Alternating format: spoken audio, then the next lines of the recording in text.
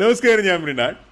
സാത്തർ restaurant Arabic ഗ്രില്ലിനും എല്ലാം പേരിയേറ്റ റെസ്റ്റോറൻ്റാണ്. ഞാൻ കൊച്ചിയിൽ ധാരാളം തവണ എത്രയോ വർഷങ്ങളായിട്ട് വരുന്നതാണെങ്കിലും ഇപ്പോൾ അടുത്ത കാലത്തായിട്ട് കൊച്ചിയിലാണ് താമസമെങ്കിലും ഇവിടെ ഞാൻ ഇതുവരെ പോയിട്ടില്ല. ഫ്രഷ് ഫിഷും ഗ്രില്ലുകളും ഒരുപാട് സംഭവങ്ങളുണ്ട്. എൻ്റെ ഒരുപാട് ഫ്രണ്ട്സ് റെക്കമെൻഡ് ചെയ്ത സ്ഥലമാണ്. പിന്നെ ലഹാം ബ്രിസ്ക്കറ്റ് ഉണ്ട്, സ്റ്റീക്ക് ടൈപ്പ് വരുന്ന നമ്മൾ ഓയിൽ സ്ലോ കുക്ക് ചെയ്തിട്ട് ഇത് മതി. മൊമോസും മന്തി, ഹുമ്മസ്, ഒരു മന്തി, ഒരു ഗ്രീൻ പെപ്പർ ഫുഡ് അത് മതി. വേണേ ഞാൻ പറയാം. ജ്യൂസ് എന്തെങ്കിലും ഇപ്പോൾ പറയുന്നുണ്ടെങ്കിൽ ഭക്ഷണം കസ്റ്റമേഴ്സിൻ്റെ മുമ്പിൽ അവതരിപ്പിക്കുന്നത് ഇവിടുന്ന് കണ്ട് പഠിക്കാവുന്നതാണ്. ടേബിളിൽ സ്റ്റാൻഡീസ് ഉണ്ട്, നല്ല മെനു ഉണ്ട്. അതിന് പുറമെ ആ ടേബിൾ മാറ്റിൽ അവരുടെ പ്രധാനപ്പെട്ട അവർ റെക്കമെൻഡ് ചെയ്യണം എന്നാൽ അവർക്ക് തന്നെ തോന്നുന്ന കൈൻഡ് ഓഫ് സാധനങ്ങൾ.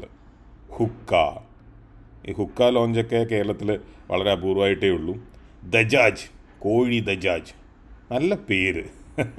സീ ഫുഡ് പ്ലാറ്റർ, പിന്നെ അവിടെ മീനൊക്കെ നമ്മൾ കണ്ടല്ലോ, കുറേ സംഭവം. ഇത് എൻ്റെ ഒരുപാട് ഫ്രണ്ട്സിൻ്റെ ഫേവറേറ്റ് റെസ്റ്റോറൻ്റാണ്, ഇൻക്ലൂഡിങ് ടോപ്പ് സെലിബ്രിറ്റീസ്. നല്ല റെസ്റ്റോറൻ്റ് ലക്ഷണമല്ല ഇത്. 2 ടൈപ്പ് പ്ലേറ്റ്, 2 കമ്പനിയുടെ 2 ടൈപ്പ് പ്ലേറ്റ് ഒരേ ടേബിളിൽ. നോ,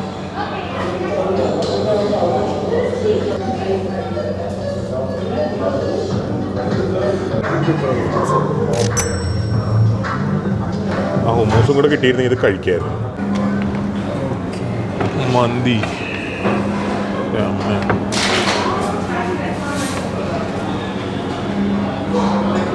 ഇതാണോ 3 പേർക്ക് കഴിക്കാൻ പറ്റുന്ന മന്തി? ഇത് 6 പേർക്ക് കഴിക്കാൻ പറ്റുന്ന എനിക്ക് തോന്നുന്നത്. ഹുമ്മൂസ്,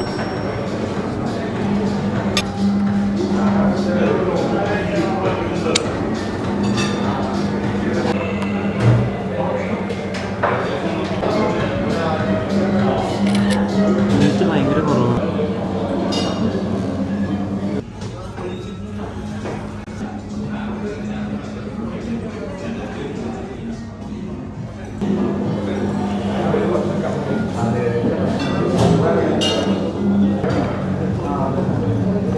എന്തായാലും അറബി നാട്ടിൽ കിട്ടുന്ന പോലെയല്ല. ഒപ്പിക്കാം.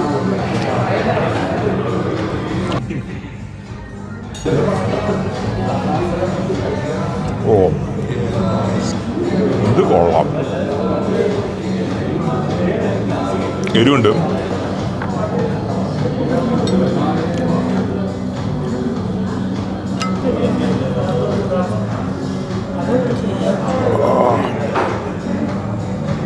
ഇതിനകത്ത് മുക്കണോ? എനിക്ക് കുഴപ്പമോ?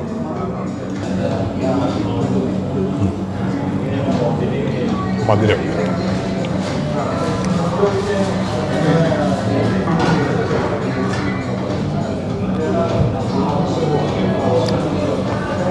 അതൊരു തന്തൂരി സ്റ്റൈൽ ചട്നിയാണല്ലോ.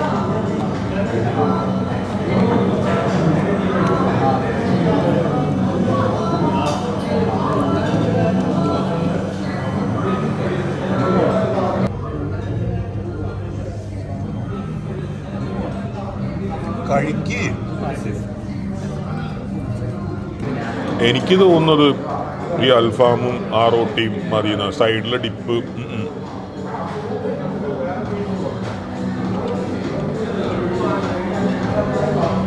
ഹുമ്മൂസിൽ എനിക്ക് ഭയങ്കര പ്രതീക്ഷയായിരുന്നു.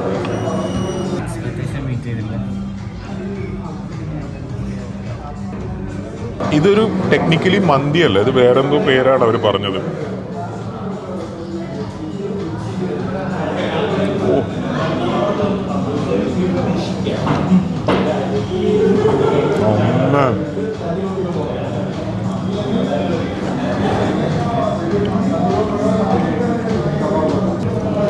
ചൂടുണ്ട്. അതിന് സൈഡിലും ഡിപ്പ് ഉണ്ടല്ലേ.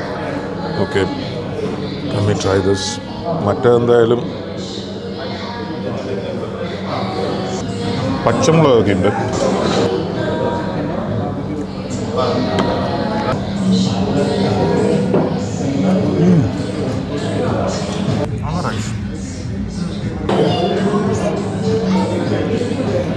ഓ,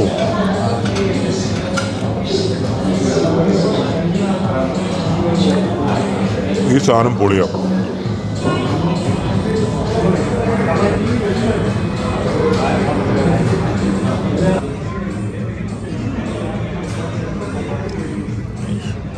ഇത് പേരറിയില്ല, അവരെന്തോ പറഞ്ഞു.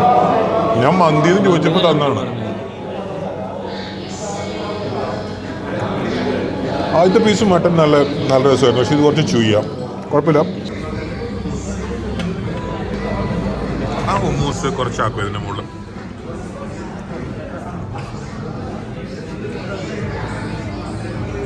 മതി.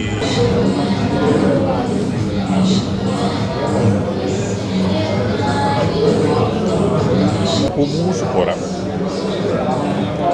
പക്ഷേ ഈ സാധനം എക്സലന്റ്. അതുപോലെ ഈ ചിക്കനും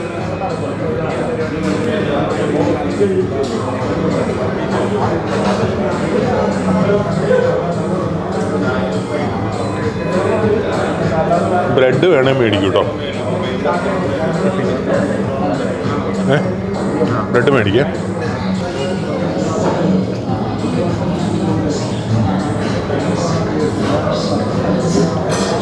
കഴിക്കാൻ പറ്റില്ല.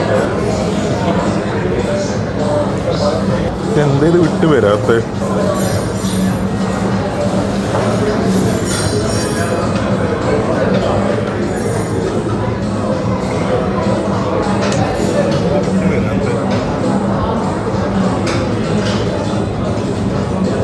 റൊട്ടി ചിക്കൻ വിത്ത് ദിസ് തക്കാളി.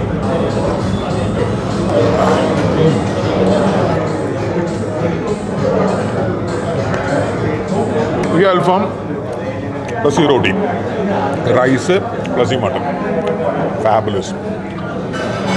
ഡിപ്പി തൊട്ട് കഴിഞ്ഞാൽ നമ്മുടെ ആ ഒരു എക്സൈറ്റ്മെൻറ്റ് കുറച്ച് കുറയും എന്ന് എനിക്ക് തോന്നുന്നു. എന്ത് പറയുന്നു? ഇതിനൊരു മധുരമില്ലേ? കറക്റ്റാണ്. ഇവിടെ ഫണ്ടമെൻ്റലായിട്ടുള്ള കുഴപ്പം സർവീസാണ്. ഇത്രയും വലിയൊരു പ്ലാറ്റർ മുമ്പിൽ കൊണ്ടുവച്ചാൽ ആരായാലും ഏത് റെസ്റ്റോറൻറ്റും ചോദിക്കും സെർവ് ചെയ്യട്ടെ. പക്ഷെ ഇവിടെ ആ ചോദ്യമില്ല. അതായത് വെള്ളം എന്ന് പറഞ്ഞാൽ ഒരു കുപ്പി വെച്ചിട്ടുണ്ടാവും, കുറച്ച് ഗ്ലാസ്, അല്ലാണ്ട് ഒഴിച്ച് തരിക അങ്ങനത്തെ ഒന്നും പരിപാടിയില്ല. പ്രൈസൊന്നും അങ്ങനെ ചീപ്പല്ലല്ലോ അല്ലേ? അല്ല, പ്രൈസൊന്നും അങ്ങനെ ചീപ്പല്ല. സർവീസ് കുറച്ചുകൂടെ നന്നാക്കാവുന്നതാണ്. നല്ലോണം സർവീസ് സ്റ്റാഫുണ്ട്. 2, 4, 6 പേരുണ്ട് ഇവിടെ.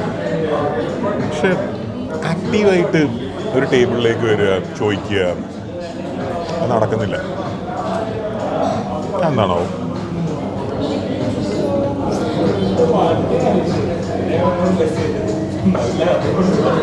ഭക്ഷണം എത്ര നന്നായാലും ആ സർവീസ് എലമെന്റ് കിട്ടിയില്ലെങ്കിലല്ലേ? എന്താ അഭിപ്രായം? കഴിക്കാനും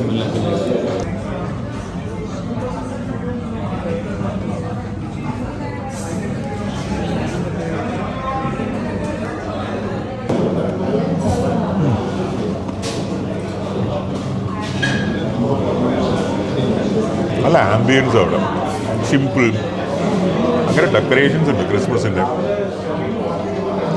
നൈസ്.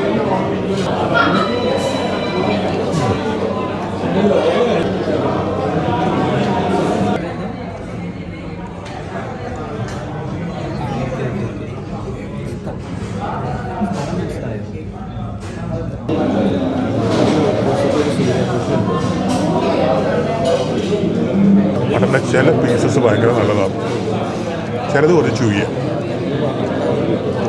കുഴപ്പമില്ല, നല്ല സ്പൈസസിൻ്റെ യൂസേജാണ് റൈസിലായാലും മീറ്റിലായാലും ഒക്കെ. എനിക്ക് ആകെ ഒറ്റ കാര്യത്തിൽ അഭിപ്രായ വ്യത്യാസമുള്ളൂ. ഈ സാത്തർ അറബിക് റെസ്റ്റോറൻറ്റ് എന്ന് എഴുതിയാലും ആ അറബിക് വേണ്ടായിരുന്നു, അങ്ങനെയാണെങ്കിൽ താർവേൻ സൂപ്പർ. 3 പേർക്ക് എന്ന് പറഞ്ഞ് റെക്കമെൻഡ് ചെയ്ത് തന്ന റൈസാണിത്. ഇത് ഇനിയും ഒരു 5 പേർക്ക് കഴിക്കാൻ പറ്റുന്ന എനിക്ക് തോന്നുന്നു. അപ്പോൾ തൃശ്ശൂർ എവിടെയാണ് വീട്? കൊടുങ്ങല്ലൂർ. ഓക്കെ. ഏത് ചേച്ചിയുടെ വീടിനടുത്ത്? വീണ ആ, വീണയുടെ വീടിൻ്റെ അടുത്ത്. ഞാൻ വിചാരിച്ചു എൻ്റെ ഭാര്യയുടെ വീടിൻ്റെ അടുത്താണ്. അപ്പൊ പെരിഞ്ഞനത്താണോ? റൈറ്റ്. വീണയുടെ വീടിൻ്റെ അടുത്ത് എനിക്ക് വേറൊരു ഫ്രണ്ട് ഉണ്ട്. ഇവർ അബുദാബിയിലാണ്. രാജ്കുമാർ എന്ന് പറഞ്ഞിട്ട്. ആ, കുറേ വർഷമായിട്ട് അബുദാബിയിലാണ്. എന്ത് ചെയ്തു? ഇപ്പൊ ഇയാളെ പോലെ തന്നെ ആക്സിഡന്റോ? എന്താ ആക്സിഡന്റ്? അയ്യോ, ഇത് ഞാൻ കണ്ടില്ല. ഈ ബൈക്ക് ആക്സിഡന്റോ?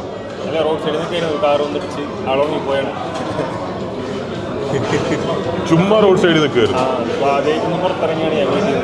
ആദ്യമായിട്ട് പുറത്തിറങ്ങിയതോ ഇതിന് ശേഷം? അപ്പൊ കഴിക്കും, നല്ലോണം കഴിക്കും. വെറുതെ റോഡ് സൈഡിൽ നിൽക്കുമ്പോൾ ഇയാളുടെ നാട്ടുകാര് ആരോ ഒരാള് ഇയാള് വെറുതെ കൊടുക്കല് റോഡ് സൈഡിൽ നിൽക്കുമ്പോ ഇടിച്ച് താഴിട്ട്. എത്ര കാലം ഇത്? 1.5 വർഷം. 1.5 വർഷമായിട്ട് ഇപ്പൊ വീട്ടിൽ നിന്ന് പുറത്തിറങ്ങിയിട്ടില്ല. ഹോസ്പിറ്റലിൽ പോയതല്ലാതെ പുറത്തിറങ്ങിയിട്ടില്ല. വെറുതെ റോഡ് സൈഡിലേക്ക് വരുന്നു. ചെക്കപ്പ് അത് കഴിഞ്ഞ് പറഞ്ഞു പുറത്തിറങ്ങിക്കോളാൻ പറഞ്ഞു. ഏത് ഹോസ്പിറ്റലാണ്? ഇവിടെ മെഡിക്കൽ ട്രസ്റ്റ്. സമയത്തിൻ്റെ സമയം ശരിയല്ല. എങ്ങനെയുണ്ട് ഇപ്പോൾ? കുഴപ്പമില്ല. ഇപ്പോൾ 2 മാസം മുമ്പ് ഇപ്പിന്ന് ഫോണെടുത്ത് കാലം വെച്ച് കാലിൽ യോജിക്കണ്ടായില്ല.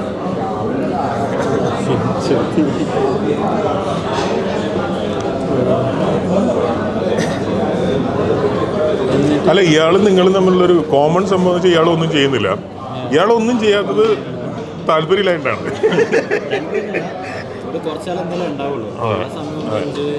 അതാണ് നമുക്കൊരു ഫുൾ.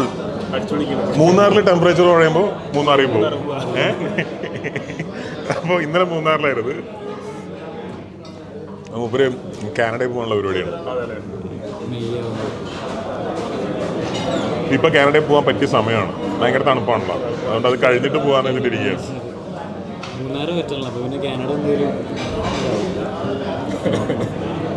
അല്ല, ഇതിപ്പോ എങ്ങനെ തീർക്കും? ഇത് തുടങ്ങ ശ്രീരാഗ കഴിക്ക്. ചിക്കൻ്റെ കൂടി ഉണ്ടായിരുന്നു വൈറ്റ് ടിപ്പ് ഒമോസും. ഇത് 2 ഒഴികെ സംഭവം എല്ലാം കിടിലായിട്ടുണ്ട്.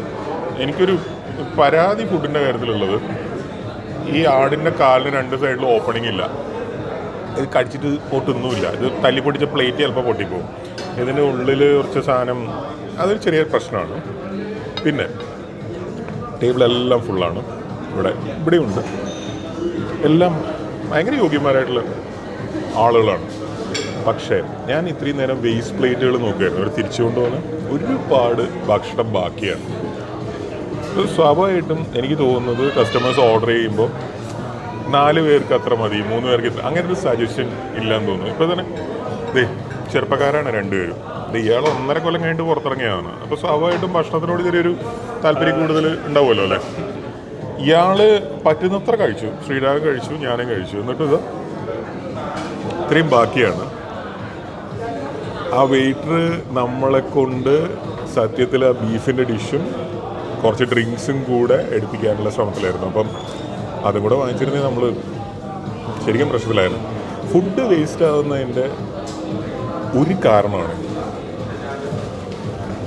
അത്. എത്ര ക്വാണ്ടിറ്റി നമുക്കറിയില്ലല്ലോ, ഓർഡർ ചെയ്യുന്നവർക്കറിയാം. നമ്മളെല്ലാവരും ഇവിടെ ആദ്യമായിട്ട് വരികയാണ്. ഞാൻ ആദ്യമായിട്ട് അപ്പം പറഞ്ഞു തരുന്നത് ഫുൾ അൽഫാം എത്രയാണെന്ന് ചോദിച്ചാൽ എനിക്കറിയാം.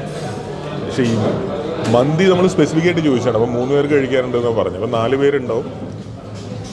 3 പേര് അന്നേരം ടേബിളുണ്ടായിരുന്നു ഓർഡർ ചെയ്യുമ്പോൾ. അതൊന്ന് ശ്രദ്ധിക്കുന്നത് നല്ലതാണ്. കാരണം ഭക്ഷണം എന്ന് പറയുന്നത് നമ്മുടെ അല്ല. രത്തൻ ടാറ്റയുടെ ഒരു കഥ കേട്ടിട്ടുണ്ടോ? അദ്ദേഹം ടാറ്റ കഥ ഇങ്ങനെയാണ്, കറക്റ്റാണോ എന്ന് എനിക്കറിയില്ല. ടാറ്റ ഗ്രൂപ്പ്, ടാറ്റ സ്റ്റീല് ജർമ്മനിയിലൊരു സ്റ്റീൽ പ്ലാന്റ് അക്വയർ ചെയ്യാൻ വേണ്ടിയിട്ട് ആലോചിക്കുന്ന സമയത്ത് ടാറ്റ ഗ്രൂപ്പിൻ്റെ എക്സിക്യൂട്ടീവ്സ് രത്തൻ ടാറ്റയോട് റിക്വസ്റ്റ് ചെയ്യുന്നു. രത്തൻ ടാറ്റ പോകേണ്ട കാര്യമൊന്നുമില്ല, ഒരുപാട് കമ്പനികളിലുള്ള വലിയ മനുഷ്യൻ. പക്ഷെ എന്നാലും അദ്ദേഹം ചെല്ലുന്നു. ആ സ്റ്റീൽ പ്ലാന്റ് കണ്ടു കഴിഞ്ഞിട്ട് ഇവരൊരു ചെറിയൊരു മീറ്റിംഗ് പോലെ അതിൻ്റെ കഫ്റ്റേരിയയിൽ, കമ്പനിയുടെ കഫ്റ്റേരിയയിൽ ചെയ്യുന്നു. അപ്പോൾ രത്തൻ ടാറ്റയാണ് ഇരിക്കുന്നത്. അപ്പോൾ എക്സിക്യൂട്ടീവ്സ് ആ കഫ്റ്റേരിയയിൽ കിട്ടാവുന്ന എല്ലാ ഭക്ഷണവും മേടിച്ച ടേബിളിൽ നിരത്തി അപ്പോൾ ഇവരാരും ഇത് ശ്രദ്ധിക്കുന്നില്ല. അവർ ഭക്ഷണം കഴിക്കാൻ പോയതല്ല, അവരൊന്ന് സംസാരിക്കാൻ വേണ്ടി സംസാരിക്കാൻ വേണ്ടി പോയതാണ്.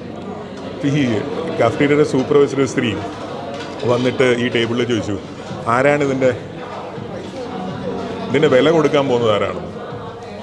അപ്പോൾ സ്വാഭാവികമായിട്ട് രത്തൻ ടാറ്റയാണ് ഏറ്റവും വലിയ ആൾ. അപ്പോൾ എല്ലാവരും ഇങ്ങനെ പയച്ചു നിന്നപ്പോൾ രത്തൻ ടാറ്റ പറഞ്ഞു ഞാനാണ്. അപ്പോൾ രത്തൻ ടാറ്റ വഴക്ക് പറഞ്ഞത്ര. ഫുഡെന്ന് പറയുന്നത് നിങ്ങളുടെ കയ്യിലുള്ള കാശോ അല്ലെങ്കിൽ അങ്ങനെ എന്തെങ്കിലും കൊണ്ട് പർച്ചേസ് ചെയ്യാൻ പറ്റുന്നതെന്ന് നിങ്ങൾ വിചാരിക്കരുത്. ഓരോ സാധനത്തിൻ്റെയും പുറകിൽ അധ്വാനമുണ്ട്. ഏതോ ഒരു ആൾ അധ്വാനിച്ചതിൻ്റെ ഫലമാണ് ഈ ആട്, ഏതോ ഒരാൾ അധ്വാനിച്ചതിൻ്റെ ഫലമാണ് ഓരോ അരിമണി, ഓരോന്നും. അത് സമൂഹത്തിൻ്റെയാണ്, അത് നിങ്ങൾക്ക് വേസ്റ്റ് ചെയ്യാനുള്ളതല്ല. പക്ഷെ എനിക്ക് ഫുഡ് പലപ്പോഴും വേസ്റ്റ് ചെയ്യേണ്ടി വന്നിട്ടുണ്ട്, പല റീസൺസും ഉണ്ട്. ഒന്ന്, ഇതുപോലെ ഭക്ഷണം കൂടുതൽ ആവും. രണ്ട്, അത് നമുക്കറിയാതെ നമുക്ക് തരുന്നതാണ് അവർ. അത് പിന്നെയും സാധനങ്ങൾ തരാൻ നോക്കുകയും ചെയ്യാം. That's kind of criminal. രണ്ട്, ടേസ്റ്റ് ഇല്ലാത്ത ഭക്ഷണം. ഇപ്പോൾ ഹുമൂസ് ഞങ്ങൾക്ക് ആർക്കും കഴിക്കാൻ പറ്റുന്നില്ല, ടേസ്റ്റ് ആവും. എന്തായാലും ഇത് ഞാൻ എങ്ങനെയെങ്കിലും പൊതിഞ്ഞെടുക്കുകയോ ആർക്കെങ്കിലും കൊടുക്കുകയൊക്കെ ചെയ്യും. പക്ഷെ എല്ലായിടത്തും നമുക്കങ്ങനെ പറ്റണമെന്നില്ല. ഇപ്പോൾ ഞാൻ ഡ്രൈവ് ചെയ്യുന്നതിൻ്റെ ഇടയിൽ ഒരു സ്ഥലത്ത് ഞാൻ ഒറ്റയ്ക്കേ ഉള്ളൂ. അപ്പോൾ ഭക്ഷണം ബാക്കി ആയി കഴിഞ്ഞാൽ നമുക്കത് എടുത്തിട്ട് വഴിയിലുള്ള ആർക്കെങ്കിലും കൊടുക്കുക, അതൊന്നും ചിലപ്പോൾ പ്രാക്ടിക്കലായെന്ന് വരില്ല. ടേസ്റ്റ് ഇല്ലാത്ത ഭക്ഷണം ഇങ്ങനെ കൂടുതൽ തരിക, അങ്ങനെ ചെയ്യാം.